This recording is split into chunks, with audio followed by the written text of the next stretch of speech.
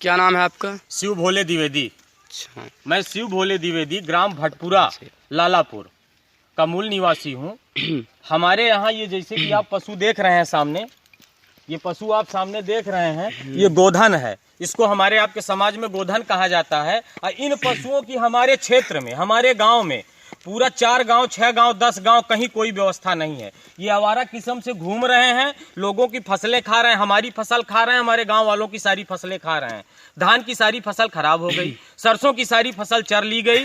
प्रशासन की तरफ से कोई सहायता नहीं है। हमारे यहाँ जिला पंचायत, न्याय पंचायत का जो भी बाड़ा बना हुआ है, ग्राम चक सुचेर से सटा हुआ पहाड़ में, उस पर लगभग उनसे बात की गई। जो वहां पर जो है अधिकारीगण बैठे हुए हैं, उन्होंने बताया कि 90 जानवरों की क्षमता वाला हमारा बाड़ा है।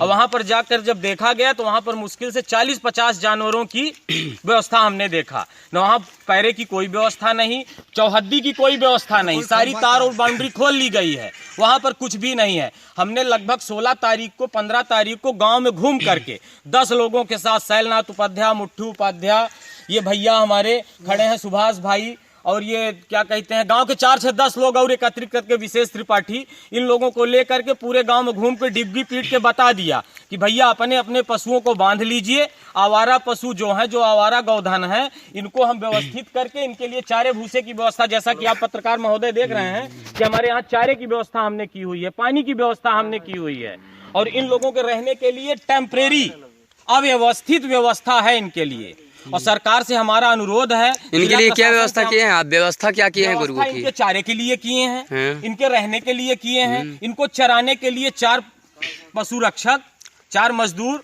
तार खंभा किसके सहयोग से? तार खंभा किसके सहयोग से? तार खंभा ग्राम सभा भटपुरा लालापुर से चंदा मांग करके, एक तरीके से भीख मांग करके पूरे गांव से, और तब ये तार खंभा बैरिकेटिंग करके हमने इनके रहने की टेम्परेरी व्यवस्था की है। सरकार से हमारा अनुरोध है कि रोज 2 रोज 4 दिन में इनके लिए परमानेंट व्यवस्था करवाएं। वो या तो उस बाड़े में व्यवस्थित करवाएं, वो बाड़ा पूरी तरह से तोड़ दिया गया है। हमको पता चला है, जिस तरह से लोगों ने बताया है, और स्वयं जाके हमने देखा है कि उस बाड़े में कोई खास व्यवस्था नहीं है। 40-50 मवेशियों के लिए बताया गया वहां पर। वहां से जो पशु रक्षक लगे हुए हैं, जो उनको चराने में, उन्होंने बताया कि 40 से 50 पशुओं की व्यवस्था यहाँ पर है, और कम से कम 200 आवारा पशु हमारे आपके क्षेत्र में हमारी फसलों को खा रहे हैं।